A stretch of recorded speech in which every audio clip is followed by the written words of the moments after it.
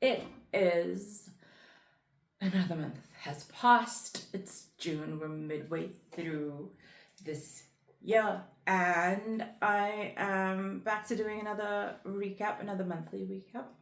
I might actually start doing these weekly from now on because there's just so much time that passes between months.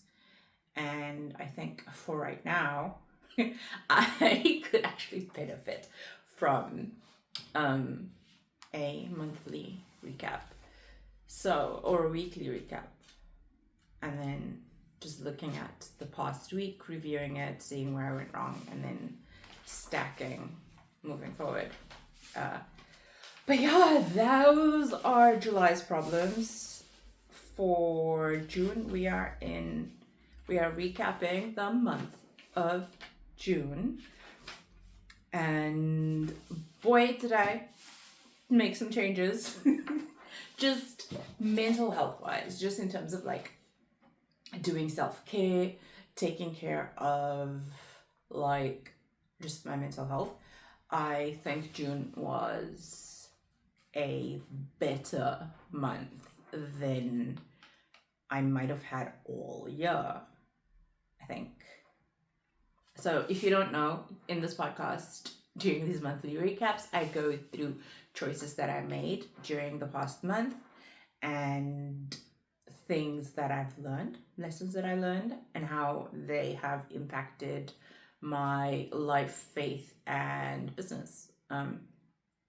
Moving forward, my name is Robyn-Lee Talks. I am a content creator, preacher in training, and facilitator at I facilitate courses at Coronation Avenue Methodist Church's Learning Center. More about that in the comments. So I also do social media management. But that's neither here nor there because we're going to look at my month that was June. For June, there was a lot that went well. I launched my podcast. Yay! You can watch episode 1 when this one's done. You can watch episode 1 once this one is.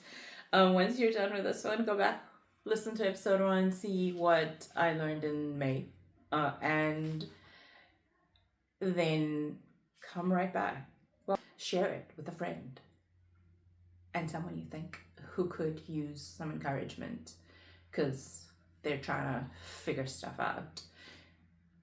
And that is one of the biggest kind of just things that I did. I also stayed consistent with my 90-day content reboot. I stayed consistent with, for the first, I think, 4 weeks of that. So the first 28 days last week was a bit of an off week where I didn't follow my normal kind of routine or window. But that's okay because July is about to start. You're watching this on the 1st of July, probably. Or this will go out on the 1st of July. And I have the opportunity to obviously batch. I have batch created all of the short form content, as well as articles that I need to put out in July. So all of that will be scheduled and written ahead of time. So no more, none of that whole missing a week or anything like that, which will be good. It'll be a good thing. I learned a number, staying on the content front. So I learned a number of things with my content reboot those first couple of weeks. One was that Instagram's algorithm actually surprised me a lot, where I received a lot of views from non-followers, and that was quite interesting because they have changed their algorithm to be more of like an interest-based algorithm, similar to TikTok's and YouTube's. So I think I've moving forward, I will be posting on Instagram as well as TikTok. And you can follow me at Robyn-Lee Samuels on all social media platforms. So that is something that I've learned over this past month with being consistent with content there. My followers have obviously gone and increased. I am consistently, my posts are consistently performing better than 90% of people in kind of my follower bracket on TikTok at least. And on Instagram, I haven't been as consistent. I've only been like testing it, but for the next kind of for July, I will be I will have the same kind of cadence on Instagram as I do on TikTok. Also, I've been looking at content that performs really well, and there've been a few what do I say, themes that pop out. Like obviously ones where my face, posts with my face, do well, especially B-roll of me just doing something, whether it's working and then having like a motivational thing over it. That's been doing well. I've also been enjoying kind of TikTok's creator insights feature, where they will tell you what's trending in your niche, and then they give you kind of like content ideas to create within that kind of niche. Then something that was really, really unexpected was the Dress Your Age challenge, which I just saw a post. I saw someone posting about how you type into the search bar your age and an outfit for your age, then it'll show videos suggesting outfits that go with your age. And I started doing those. They performed really well, and now I'm actually going to, moving forward, make that a weekly theme in my content where I try on different styles and doing it in a way of finding my voice, finding my personal voice, finding my personal brand, shaping my personal brand. So I'm looking at things that are in my closet that I already own, already have, and things that I either stay away from, which is one that I actually filmed today, was this top that is a really beautiful like statement piece, but I just never know how to style it. I am not a fashionista. I stay with the most basic things ever. So yeah, it's like stick to the basics and you can't go wrong. That's my motto. But now I'm like, okay, I found this creator who has kind of a formula where she's like, okay, you do a dress or a top and you layer it with like a jacket or a coat or like a cardigan, and you put on some chunky heels. So that's something that I can build a closet around. It's something that works with my like it's a math that a formula that I can work with in terms of just clothing and putting together outfits, so that when I'm creating content, when I'm going places, when I am teaching at the learning center, so that the inside matches, or the outside matches, like my knowledge, my brain, my creativity, so that when people look at me, they're able to say, okay, because trust, when it comes to like personal branding, trust is often communicated at a glance, right? It's that moment when you walk into a room where someone looks like they own the room. You can listen to them. They know what they're talking about even before. There's kind of like this halo effect.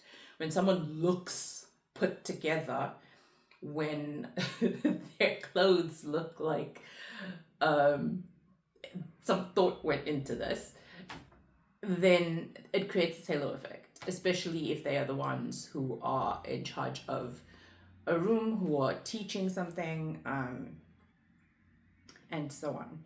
So that is something that has been fun to explore, looking at ways to, dress some of my favorite pieces, and to take some of the pieces in my closet where it's like, should I, I don't even remember why I bought this thing. I must have really liked it at the time. And now it's like, I don't know what to do with it. Ugh. Anyway, so yeah, look for, I hope you look forward to those. And you can recommend some things that you think I should try on, like colors, styles, etc. Those posts would usually come out on, what day will they come out on? Probably a Monday. And yeah, I definitely look forward to sharing more of those with you, and of kind of like my style journey as it evolves with you. The next thing that was really, really fun, just in terms of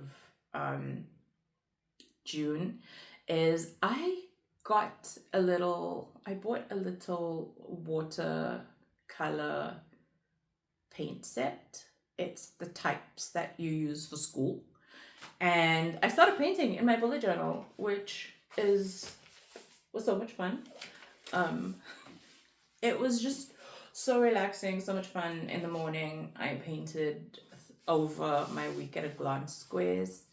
I don't know if you can see these, but and then I had this blue theme for June. So I went with kind of just painting over the borders in a wavy kind of vibe. This first week I went with these like sunrise tones. Then the week after that, what happened? It was more like black pink vibes, and I don't know what this was. This was a bit more of a hot mess. This was a hot mess of a thing that happened. And then the last 2 weeks, I didn't really paint because they're kind of hectic. And that's like one of the things that I need to look at being more consistent with, is just sticking to my routines. Because this was very helpful in the mornings when I did the paintings. I had to open my journal. I had to look at what I was supposed to do that day while painting the previous day's block, and then obviously do the thing. And by the end of the week, when I painted in the blues, I got to reflect back on the previous week, see all the things I got done, and it was kind of really, really helpful. I felt like I showed up with purpose and intention, and there was less of a scatteredness through my week, on those weeks when I did this whole painting thing. On those 2 weeks when I did the whole painting thing. And the reason why I can compare them is because during the other weeks when I didn't do the painting thing, I actually felt myself be a lot more scattered. And when I say that, I mean that there are times when, like, I live with anxiety, with generalized anxiety. I have ADHD, but it's undiagnosed or self-diagnosed ADHD, and there are times when my focus feels stretched. It's like there's just so much going on that I can't seem to find north, I can't find the path I'm supposed to take that day. And so it just like throws everything off center, off kilter. And that's kind of when I just start haphazardly doing whatever I remember I was supposed to do. But when I am starting my day off centered, and this looks so beautiful, like it's not, it brings joy. These colors kind of bring joy, and in their own weird way, I don't know, it's like communicating something. And then this is just like, hello darkness, my old friend. Oh my goodness, what was I thinking? But you see, like, this is something I want to do so much more of, because I can look through my months and see, oh, this seemed bright and shiny. This first week seemed really bright and shiny and hopeful. And then, hello darkness, my old friend. Like, what's happening? The darkness is swallowing all the color until there's no more color. There's just nothing. It's just blank. So, maybe I should film. I think I'm gonna film a podcast. I'm gonna film something, a video where I just kind of paint in the rest of June, just for fun. Because why not? I also painted around the pages, so each day I would just paint the edges of those pages. Oh, this one looked pretty. What even was this about? Anyway, this one looked pretty, and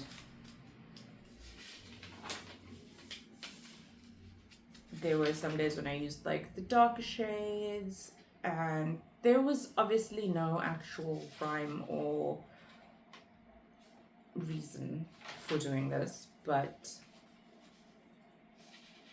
like there was no vision or intention. I wasn't like trying to make waves or whatever, or make an ocean or whatever. I was just going with the flow of things. But it was fun, it was calming, and I really do want to be more consistent with it, and doing it not only when I know, doing it not only when like I have not only like in the good times when I have the momentum, but doing it especially in those times where it's like, okay, I haven't done this for like a whole week. Like in gym, there's 2 rules: never miss a Monday, and what's the other one? It's never miss a Monday, and the other one was don't go 3 days without a workout. Yeah. So you can skip 1 day, you can skip 2 days, but don't skip 3 days. So those are kind of 2 gym rules that I need to really apply to, just like by journaling, painting, and the things that help me stay grounded in my days. Because in those days, I can see the things I ticked off. I got stuff done, for sure. So that's that. That was kind of a win at the start of the thing, and a bit of a downer towards the end. Another area that I want to focus on is prayer. So last month in May, I spoke about how I'd been reading books, like with Liturgy of the Ordinary, that have helped me rethink my approach to prayer, pray more. I set a time. So there are certain things that I've done to kind of help with that. Like I set a timer to help me, like every three times a day, every 8 hours. I set a timer to remind me, or I set a reminder for every 8 hours to remind me to pray. So I don't always pray when the reminder comes up, but I have been, since I started using those reminders, I've been praying more frequently, and it's been very helpful. something else I've done, a second thing that I did, was writing down prayers from the books that I'm listening to, and also from like Bible verses, praying through verses. So, for example, in one book that I'm currently listening to, which is Free of Me by, I can't remember the author's name, but in chapter 2 of Free of Me, there is, at the end of each chapter, there's a focus verse and a prayer. And in chapter 2, there's a prayer that says, Lord, search me, find the broken places I ignore and the dark hidden things I cannot see. Lay claim to them and deal with them for my good and your glory. Amen. So that is kind of so I have like this page in my bullet journal where I'm writing down the prayers, and that one specific prayer has the last bit of that where it says, lay claim to whatever, lay claim to it and deal with it for my good and your glory, is something I've actually been praying when I pray for myself, when I pray for other people, and especially if I'm not sure what to pray for, whether it is like for sickness or for like a relationship or something. But having the words or the vocabulary where it's like, you're inviting God in to come and lay claim to the specific area of your life and to deal with it. You're not giving God instructions. You're kind of just inviting God in to come and work on that area of it, to lay claim to it, to take ownership of it, to deal with it, and then to do so, one, for your good, but also for his glory, so that in the end, no matter what the process is, you will be better for it, and he will receive glory for it. And I actually saw through the month of June, I was thinking about this over the weekend, that in praying this, there have been like kind of broken places that I've ignored, and that are just like coming up, like just popping up in my life. And whenever they do, it's like, okay, you're making me aware of this, and then it's like, okay, cool. So I'm still giving it over to you, because it is not, there are things that are mine to do. There are areas where I need to take responsibility, where I might need to change some habits or patterns of thinking. There might be some like repentance needed, where you repent and return, or depending on what the thing is. But at the end of the day, like, what I love about this prayer is that you're giving it to God, you're surrendering it to God and trusting that he has a process, and that his process will inevitably be will have a good outcome, that he's not mean. He's not bringing that, all the stuff's not coming up because God is mean, but it's because, at the end of the day, like, he wants us to be more Christ-like, to be sanctified, and that is a whole process of taking those broken parts of us and healing them until we eventually are made perfect in his sight. So that was one prayer that I really, really liked. Another one was taken from a verse. I was praying about a situation, and as I was praying, I just saw this picture of like desert places, and the idea of like a path and making a way. And I was reminded about this one verse in, I think it's Isaiah something to something, but it talks about making a way in the wilderness and springs in the desert. So as I was praying, I prayed that God would kind of make a way in the situation that I was praying for. That even though it seems kind of like there's no solution, like there's no way out, it just looks like there's no end in sight. It's just ocean and nothing else. And it's like, okay, so make a path appear where there currently isn't one. And another thing, I was praying for someone who's just like been very overworked, tired, and praying, asking God to just like refresh them, that they will experience in like just their everyday life, fountains of refreshing, or waters of refreshing, which I will look for while editing. I will look for the reference there and leave it up. And then there was one more prayer that I kind of really liked and repeated, also from Free of Me, and it is the phrase, "My focus is fickle." It's Free of Me by Sharone Miller. So there's a phrase that she writes where she talks about how,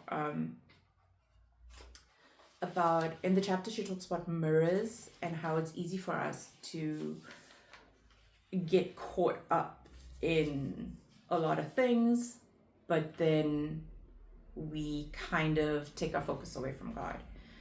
And with our focus is being pulled in different directions away from the one who matters most.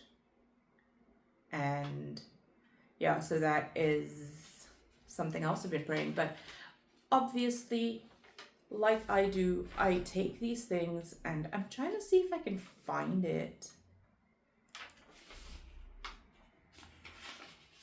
I don't think I wrote it down anywhere. I feel like I did, I just don't know where I wrote it. Maybe I wrote it down in another month. In May or something.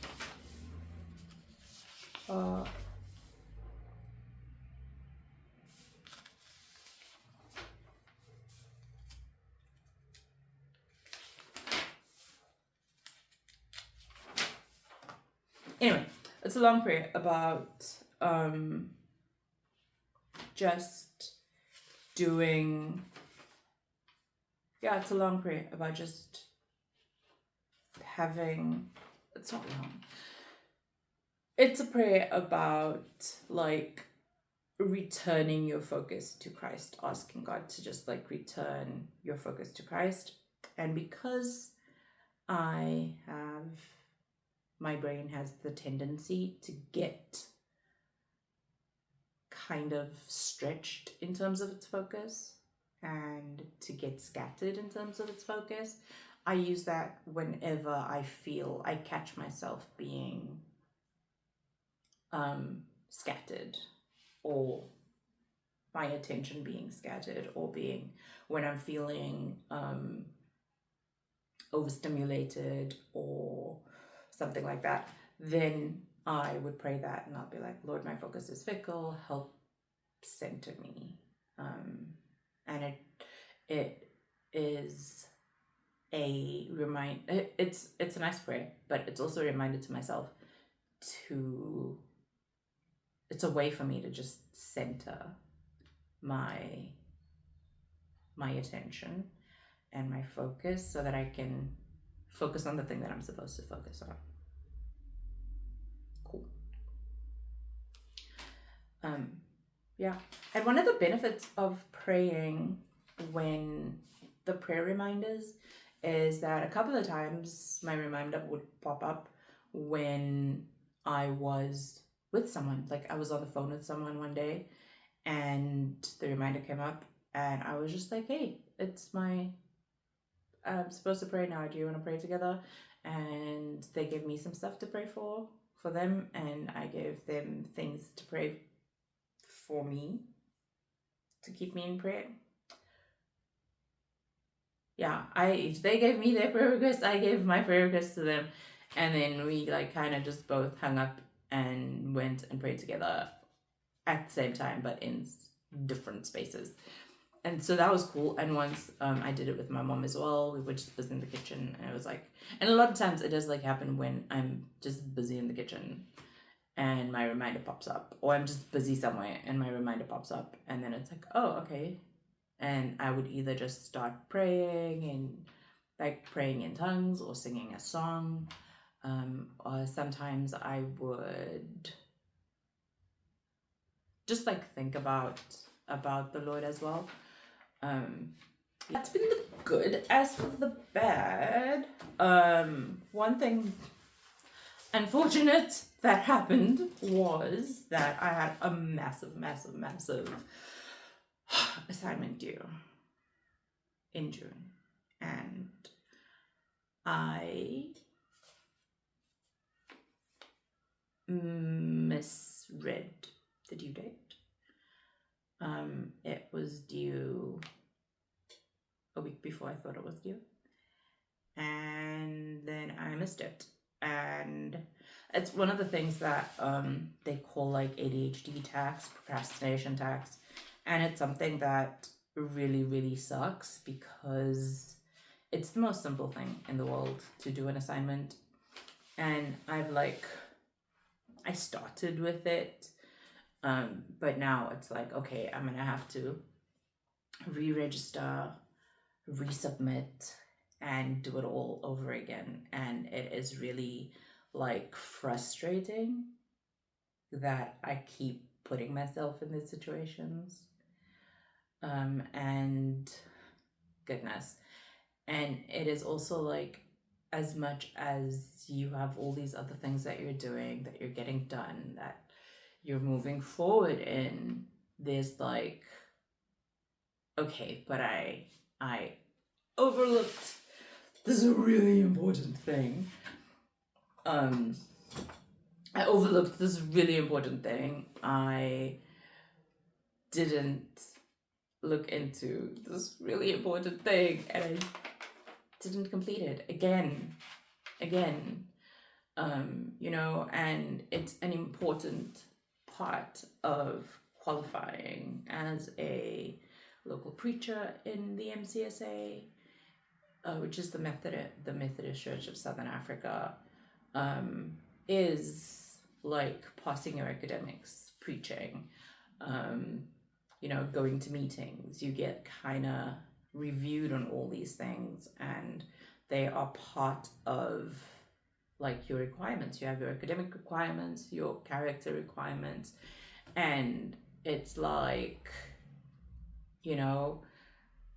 like I'm even like yelling at myself, being like, you had one job to do. You had one job to do. You had enough time to do it. Like, ah! But what's done is done. There's no use crying over it, and my results are going to be read in a meeting. The fact that I failed to submit this thing is going to be read in a meeting, because that's how we stay accountable, and it sucks. It really sucks. So this week I need to re-register, and as soon as I get the new assignment for next semester, because obviously the questions change, as soon as I get that, I will have to start on it immediately, because I can knock it out in a day. Like, I legit can. I can knock it out in a day. I just need to do it. I just need to...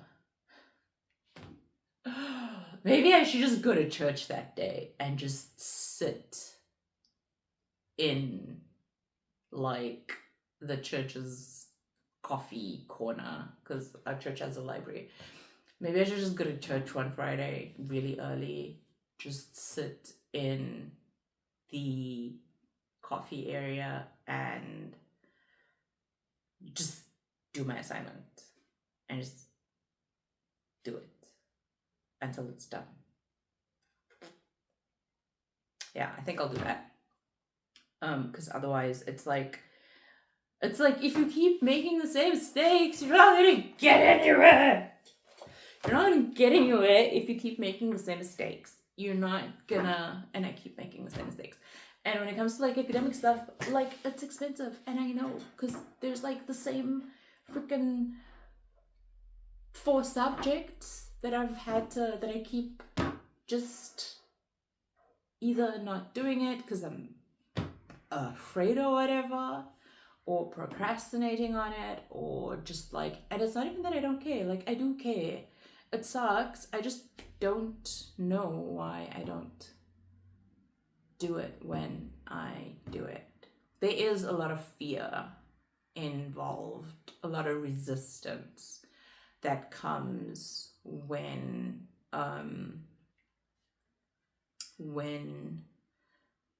it's like, okay, let's sit down and do this thing now. Okay, today is the day we're gonna do this thing. And then there's this resistance that comes, and when that resistance comes, it's easier to avoid the resistance and to go do something else, you know? Not equally important, but something else is also important. Yeah, so while I didn't do that, I am kind of almost caught up on my laundry.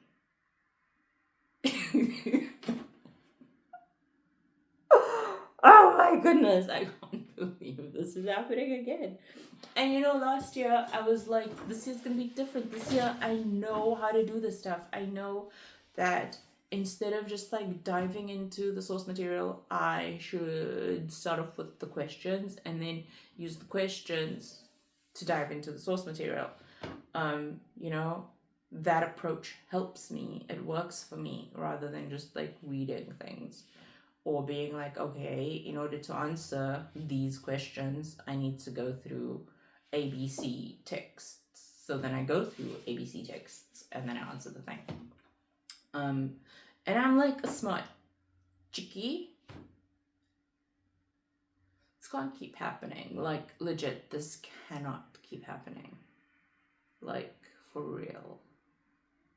One does not go forward in life being overcome by the same stupid procrastination.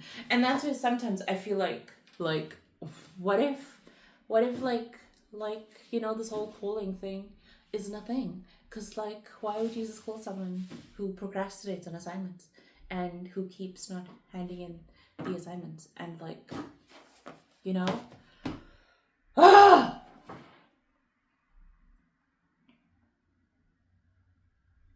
But I have my systems, and so all I can do is use my systems and use these as accountability, because yes, this is going on the internet, and using you, friend, as accountability to be like, you know what, if I mess up, you know what, I'm gonna have to be accountable, I'm gonna have to talk it through, and making sure that next time is better than the previous time. I am praying more though. My podcast is up, it's going out. I have my content stuff working. My courses at the Learning Center are going well.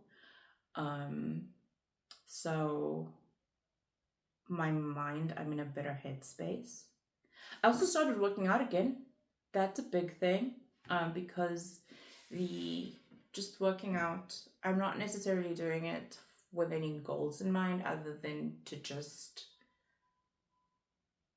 exercise and move my body, and do some weight training, because one, like painting, it's something I love. It gives the energy that I have space to go, And like, I like the feeling, the post-workout pump. I like that. It makes me feel pretty and lovely and all that jazz. So that's going nicely. I recently started with it, and as long as I just am like in the gym and I just do my workouts, it helps me feel good. I feel like I've done something, and I feel like I can do more. It also helps with my energy levels. Like, it has a lot of positive benefits. Exercise does. And usually when I'm working out, when I'm a lot more physical, then the way I eat changes automatically, and the way that I drink more water, I eat what my body's craving for, which is usually like sustenance. And I eat more protein, which normally I don't eat. So all of those are good things. The one thing that is a very important thing that I didn't do is that stupid.